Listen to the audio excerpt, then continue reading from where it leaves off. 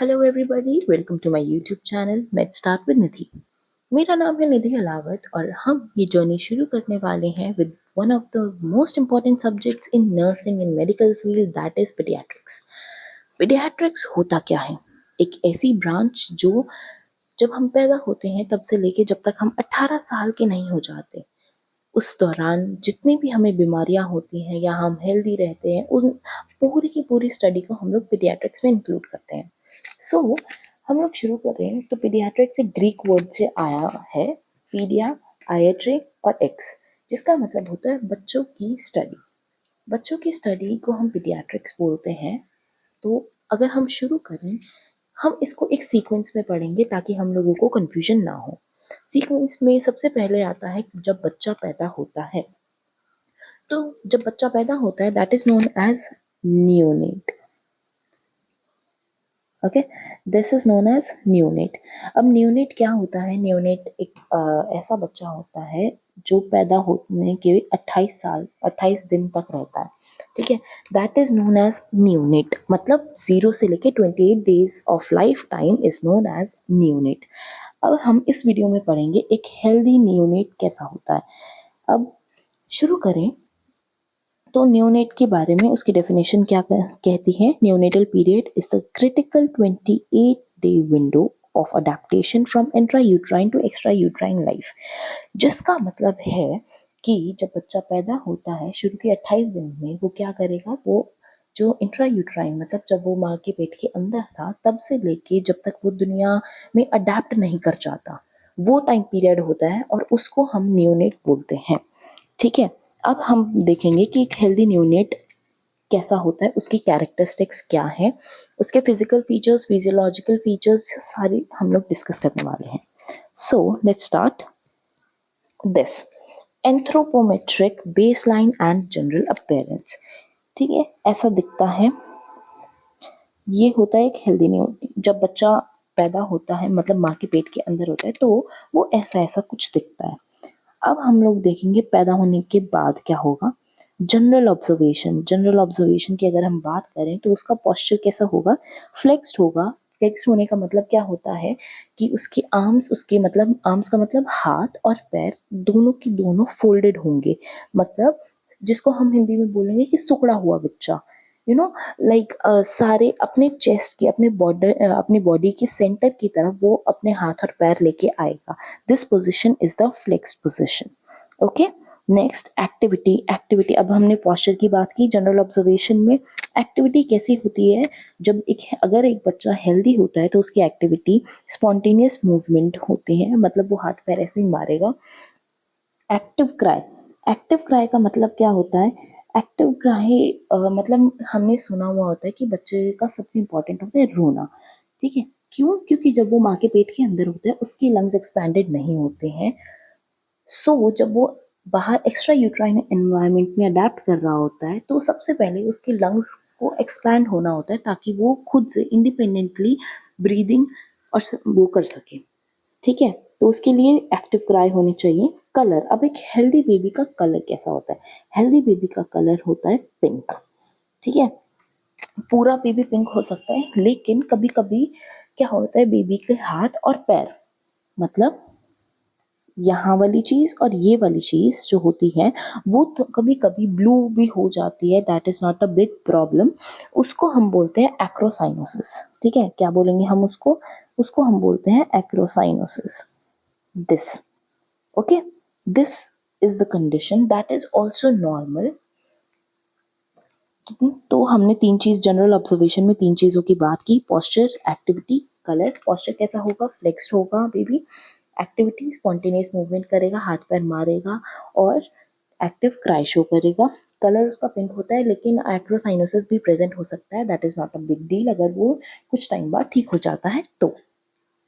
अब हम बात करेंगे कुछ उसके मेजरमेंट्स की। सबसे पहले हम लोग देखेंगे वेट। वेट कितना होना चाहिए एक नॉर्मल बेबी, मतलब न्यूनेट में, नॉट अ बेबी, हम लोग न्यूनेट की बात कर रहे हैं। तो एक हेल्दी न्यूनेट होता है वो 2.5 से 4 किलो तक का होता है, 2.5 से 4 kg तक का। उससे कम होगा तो प्रॉब्लम है, प्री टर्म भी हो सकते हैं, बहुत सारी वजह होती हैं, वो हम लोग आगे देखेंगे। लो बर्थ वेट बेबीज बोलते हैं उनको, जिनका वेट 2.5 kg से कम होता है। Next is will talk about length. Length is 48 to 52 centimetre.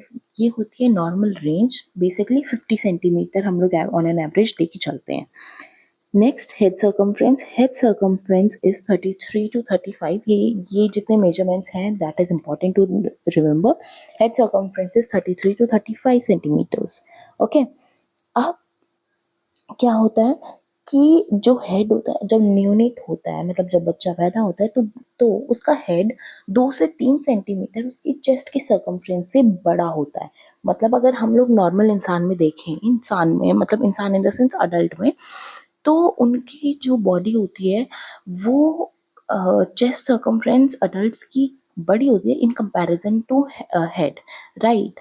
But अभी न्यूनेट के में क्या होता है, न्यूनेट के अंदर आपकी जो हेड सर्कमफ्रेंस है वो 3 से 4 सेंटीमीटर बड़ी होती ही होती है चेस्ट सर्कमफ्रेंस से। ठीक है, तो हेड सर्कमफ्रेंस हमने देखा इट वाज 33 to 35 सेंटीमीटर, तो चेस्ट सर्कमफ्रेंस हो जाएगी 30 to 33 सेंटीमीटर। ओके, नेक्स्ट हम लोग बात करेंगे वाइटल साइंस की और थर्मो रेगुलेशन मैकेनिक्स की। वाइटल साइंस में अभी जो हम बेबीज में बात करेंगे, heart rate, respiratory rate, normal temperature. Okay, heart rate क्या होता है, जो नॉर्मल बेबी होता है उसका हार्ट रेट होता है 120 to 160 बीट्स पर मिनट। ठीक है, हमारे हार्ट रेट से ज़्यादा, हमारा यहाँ पे होता है 60 to 100, बट यहाँ पे होता है 120 to 160 beats per minute. Next comes respiratory rate. Respiratory rate बच्चों में होता है 30 to 60 ब्रेथ्स पर मिनट। और बच्चों के अंदर क्या होता है, इरेगुलर ब्रीदिंग कॉमन होती है। मेन क्या है, साइनोसिस प्रेजेंट नहीं होना चाहिए। Cyanosis that is baby blue colour का हो जाए। ठीक है, सो रेस्पिरेटरी रेट 30 to 60 से ब्रेथ्स पर मिनट होता है, इरेगुलर ब्रीदिंग कॉमन होती है। और नॉर्मल टेम्परेचर होता है 36.5 से लेके 37.5 डिग्री सेल्सियस बेबीज में। ठीक है, अब बात करेंगे थर्मोरेगुलेशन की न्यूनेट्स के अंदर। न्यूनेट्स के अंदर ये बहुत बड़ा चैलेंज होता है बेबी के टेम्परेचर को मेंटेन करना। क्यों? बिकॉज जो बेबी होता है उसका सरफेस एरिया ज़्यादा होता है, सबक्यूटेनियस फैट कम होता है, और साथ के साथ ब्रेन इतना ज़्यादा डेवलप नहीं होता कि वो थर्मोरेगुलेटरी मैकेनिज्म्स अडेप्ट कर पाए इतनी जल्दी। इसीलिए हम लोग उनको एक्सटर्नली एनवायरनमेंट इस तरीके से प्रोवाइड करते हैं कि ज़्यादा ठंड बच्चे को ना लगे। बिकॉज हाइपोथर्मिया जो कंडीशन होती है, हाइपोथर्मिया क्या होता है, जब बॉडी का टेम्परेचर कम हो जाता है, डिक्रीज होने लग जाता है, that is hypothermia. Okay, so thermoregulation में बेसिकली क्या है कि बहुत ध्यान रखना पड़ता है हमें बच्चों का, उनको ठंड नहीं लगनी चाहिए। हमें एक्सटर्नली ऐसा एनवायरनमेंट प्रोवाइड करना पड़ता है कि बच्चे को ठंड ना लगे। ओके, और मैकेनिज्म में अब ठंड, अगर उनको ठंड लग जाती है तो वो लोग शिवर नहीं कर सकते, छोटे बच्चे शिवर नहीं करते हैं। ओके, जिसकी वजह से हीट जनरेशन कम होती है। अगर उनको ठंड लगे तब की बात कर रहे हैं, शिवर नहीं करेंगे, हीट प्रोड्यूस नहीं होगी, जिसकी वजह से उन्हें और ठंड और ठंड और ठंड लगती जाएगी, और धीरे धीरे hypothermia can also be fatal. Okay, next cranial और फेशियल असेसमेंट के बारे में बात करेंगे हम लोग। सो यहाँ पे क्या है, हेड के बारे में अगर बात करें तो हल्की सी मोल्डिंग प्रेजेंट हो सकती है। मोल्डिंग का मतलब होता है वो थोड़ा सा स्ट्रक्चर में एग्जैक्टली हमारी तरह नहीं होगा, थोड़ा सा स्ट्रक्चर में ऑल्टरेशंस आ सकती हैं वेजाइनल डिलीवरी के बाद। उसके बाद आईज शुरू में क्लोज होती है, प्यूपिल जो होते हैं वो लाइट को रिएक्ट करने चाहिए नॉर्मल, अगर हेल्दी न्यूनेट के बारे में बात करें। स्क्विंट जो होता है वो नॉर्मल होता है, और टीयर प्रोडक्शन बर्थ के टाइम पे एब्सेंट होता है। इसी की वजह से कहते हैं कि जो काजल वाली रस्म वगैरह जो भी चीज़ होती है वो चीज़ आपको फॉलो नहीं करनी चाहिए, क्योंकि ऑलरेडी आपके बच्चे में टीयर फॉर्मेशन नहीं हो रहा है, और अगर काजल बाई चांस टीयर ग्लैंड में चली जाती है तो इट मे कॉज ब्लॉकेज, जिसकी वजह से बच्चा रो नहीं पाएगा, मतलब आंसू नहीं आ पाएंगे। ओके, ईयर्स के बारे में बात करें, कार्टिलेज जो होता है वो सॉफ्ट होता है लेकिन उसका क्विक रिकॉइल होता है। ठीक है, उसके बाद दो फॉन्टेन है, ये चीज़ इंपॉर्टेंट होती है, इम्पॉर्टेंट है क्या है, फॉन्टेनल्स के बारे में। फॉन्टेनली क्या होती हैं? फॉन्टेनली जो हमारी ब्रेन के अंदर सूचर्स होते हैं, उन सारे सूचर्स को वो जहाँ जहाँ ज्वाइन करते हैं, वो पॉइंट हम बोलते हैं फॉन्टेनली। वहाँ पे हमारी हड्डी प्रेजेंट नहीं होती है ड्यूरिंग द बर्थ, ठीक है, एक न्यूनेट के अंदर नहीं होती है। इसीलिए कहते हैं कि सर का जो हिस्सा कुछ होता है आगे का और पीछे का, वो बहुत ही ज़्यादा सेंसिटिव होता है। एक होता है एंटीरियर फ्रंटले जो कि डायमंड शेप का होता है, और पोस्टीरियर फ्रंटले जो कि ट्रायंगुलर शेप का होता है। एंटीरियर फ्रंटले जो होता है वो 12 से 18 महीने के बाद बंद हो जाता है, और पोस्टीरियर वाला जल्दी बंद होता है, यानी 6 to 8 वीक्स पे, ठीक है। नोज और माउथ के बारे में बात करें तो नोज और माउथ के अंदर क्या है, नॉर्मल डिस्चार्ज नहीं आता, कोई भी नॉर्मल म्यूकोजा होता है वो पिंक होता है, ओके। और एप्स्टीन पर्ल्स प्रेजेंट होते हैं। एप्स्टीन पर्ल्स जो होते हैं वो माउथ में होते हैं। और क्या होता है वो Epstein pearls are the white cysts in the mouth, तो वो चीज़ भी प्रेजेंट होती है which is completely normal. Next, dermatological markers of healthy neonate. Dermatological मतलब हमारी बच्चे की स्किन के ऊपर क्या क्या होते हैं।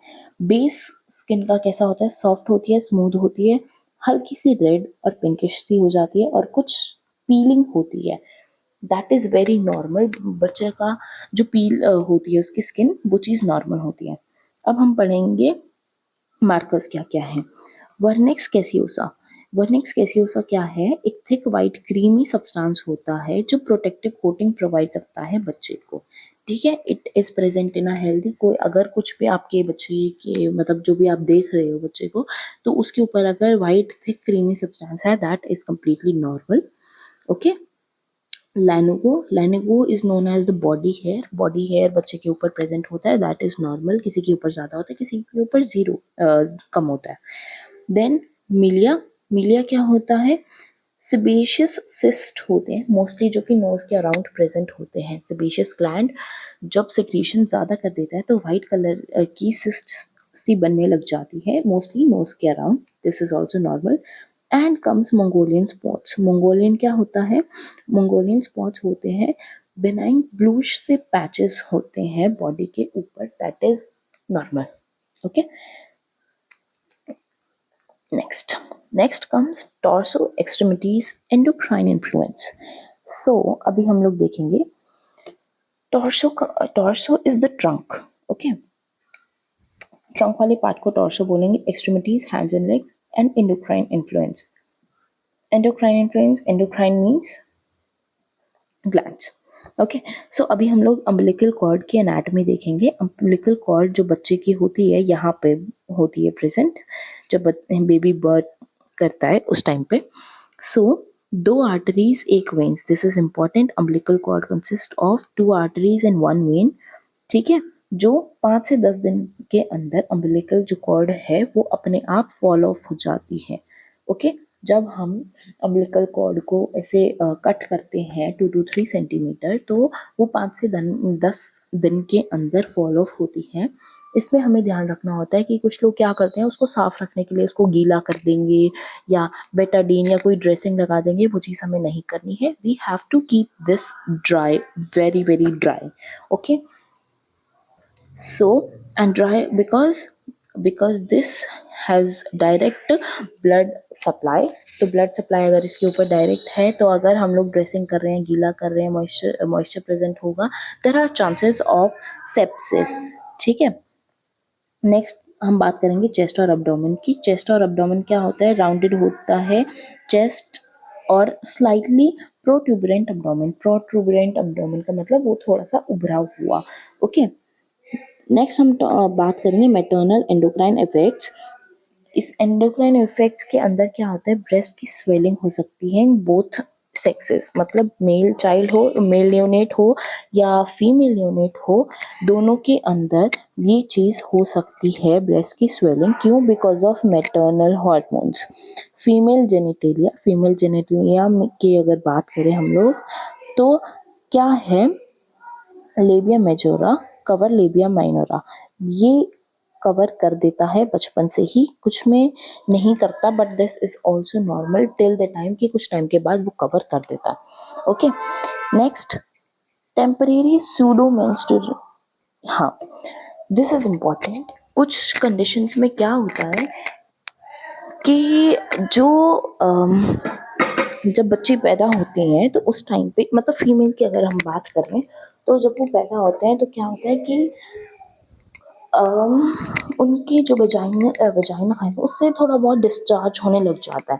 ठीक है, उस डिस्चार्ज को हमें बहुत नॉर्मल लेना है, that is known as pseudo menstruation, और वो मैटरनल हार्मोन्स और मैटरनल ब्लड की वजह से हो जाता है, दैट इज नॉर्मल।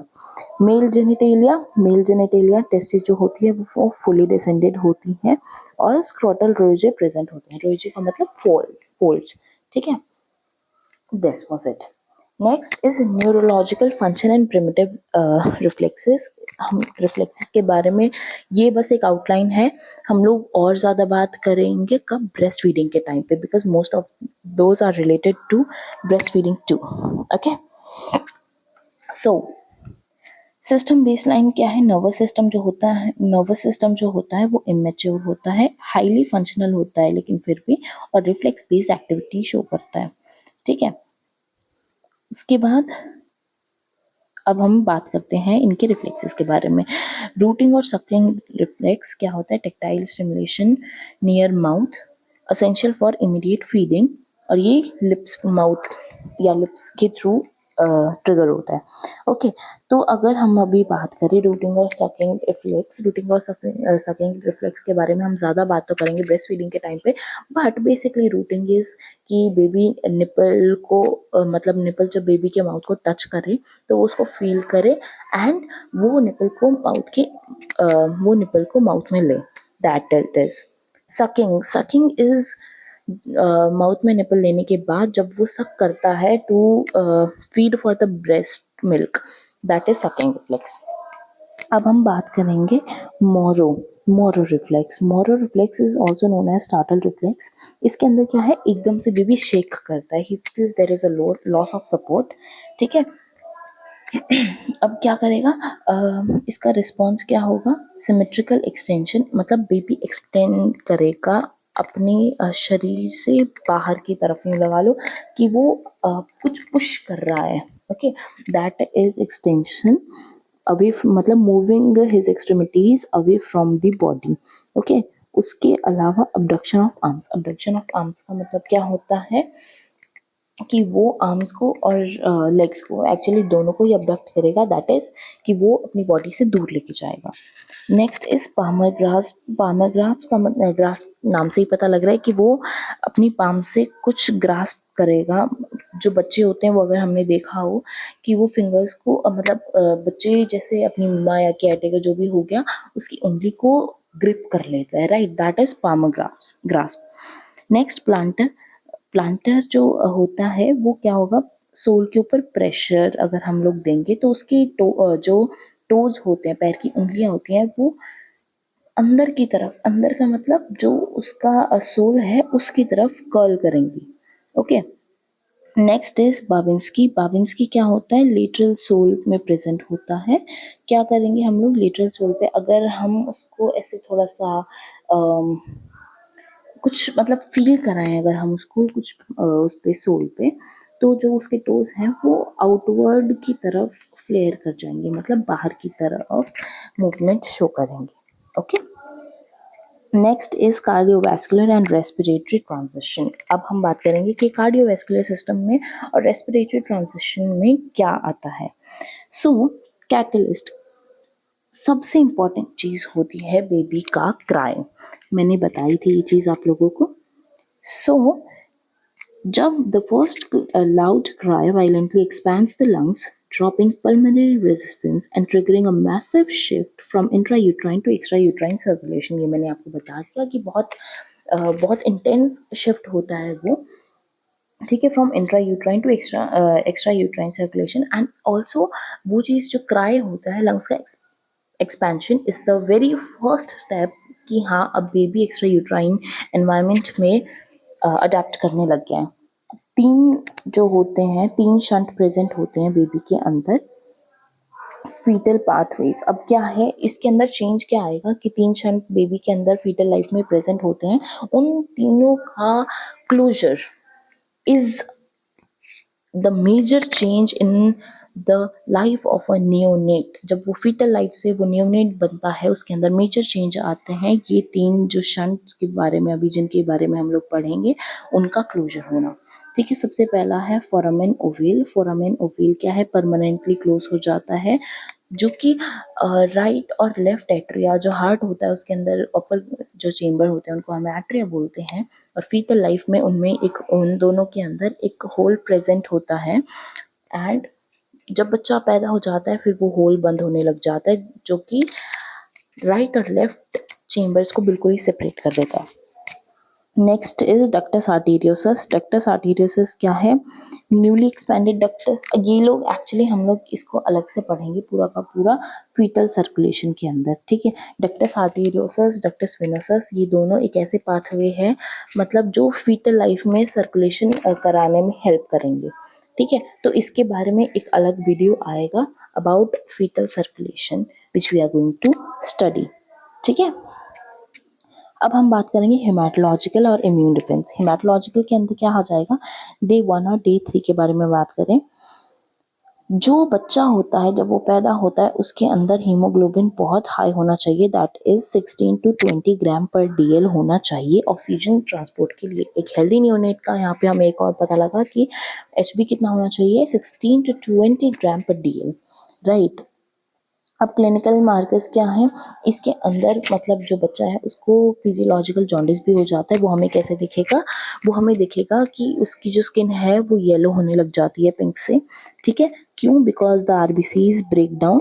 और ये क्या होता है, जो फिजियोलॉजिकल जो जॉन्डिस होता है वो 2 से 3 दिन के बाद, जब बच्चा पैदा होता है 2 से 3 दिन के बाद दिखता है। Okay, next we'll talk about immunology. Immunology में क्या आ जाएगा, maternal transfer. Okay, so immunology के अंदर बेसिकली ऐसा कुछ भी नहीं है, but the most important thing is कि जब बच्चा पैदा होता है तो उसके अंदर बाकी बहुत कम एंटीबॉडीज होती हैं, सबसे ज़्यादा होती हैं ये वाली, ये कौन सी, IgG. Okay, this is important कि बच्चे में कौन सी इम्यूनोग्लोबुलिन प्रेजेंट होती है, that is IgG. Okay, next will talk about GI capacity and renal output timelines. This. अब हम लोग अगर बात करें इनटेक कॉन्स्टेंट, स्टमक की कैपेसिटी बहुत कम होती है बच्चे में, 30 to 60 ml होती है। ठीक है, जिसकी वजह से उसका कैपेसिटी कम होता है, एब्जॉर्प्शन रेट ज़्यादा होता है, इसलिए उसको बार बार फीड करने की ज़रूरत पड़ती है।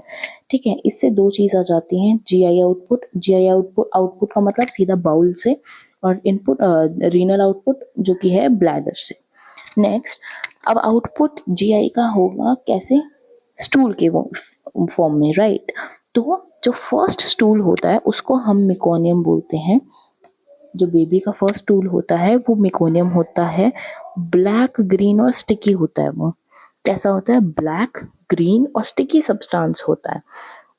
और वो कब पास होता है, 24 to 48 आवर्स के अंदर फर्स्ट स्टूल पास हो सकता है बच्चे का, that is known as meconium. और ये प्रेजेंट होता है बहुत ही स्टिकी फॉर्म में, and it is black and greenish in substance, okay, in consistency and color that.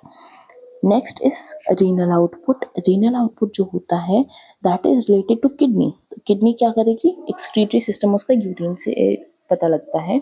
okay, so जो फर्स्ट यूरिन होता है वो within 24 hours must be passed by the neonate. First 24 hours के अंदर यूरिन पास होना चाहिए, और जो स्टूल होता है वो 24 to 48 आवर्स के अंदर पास होना चाहिए।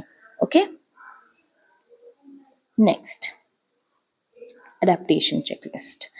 अब ये एक तरह से समरी आ जाती है हमारे पास, क्या है, फर्स्ट मिनट पे क्या होना चाहिए, मतलब जैसे ही बच्चा पैदा होता है फर्स्ट मिनट पे एक्टिव क्राई होनी चाहिए, लंग्स एक्सपैंड करने चाहिए, कार्डियोवैस्कुलर शंट। और जो कार्डियोवैस्कुलर शंट होते हैं जो मैंने आपको बताई थी बेसिकली 3 होते हैं, फोरामेन ओवल, डक्टस आर्टेरियोसस और डक्टस वेनोसस, वो बंद होने लग जाते हैं। This is during the first minute of the neonatal life. 1 से 24 घंटे में क्या-क्या होता है, टेम्परेचर स्टेबलाइजेशन होने लग जाता है, ठीक है। एंड क्या है, 24 आवर्स के अंदर अभी-अभी हमने बात की थी क्या, कि 24 आवर्स के अंदर यूरिन पास होना चाहिए, ओके। इसका मतलब आपके जो बच्चा है उसकी किडनी ढंग से काम कर रही है। फिर 24 से 48 घंटे 24 टू 48 आवर्स के टाइम पे मेकोनियम इज पास्ड। मेकोनियम क्या है, फर्स्ट टूल होता है। इसकी कंसिस्टेंसी बहुत स्टिकी और थिक होती है, ग्रीनिश और ब्लैक होती है, ओके। उसके बाद 2 से 3 दिन के बाद क्या होता है, अम्बिलिकल कॉर्ड होती है वो क्या करने लग जाएगी, फॉल ऑफ होने लग जाएगी। कब, ड्यूरिंग द, हमने बात की थी शुरू के 5 से 10 दिन के अंदर अंदर अम्बिलिकल कॉर्ड सेपरेट हो जाती है, फॉल ऑफ कर जाती है, ओके। अम्बिलिकल कॉर्ड उसके बाद उसके अलावा क्या होता है कि 2 से 3 दिन के बाद फिजियोलॉजिकल जॉन्डिस भी अपीयर होता है। वो क्यों होता है, बिकॉज एचपी बच्चे में ज़्यादा होता है, दैट इज 16 टू 20 ग्राम्स पर डीएल।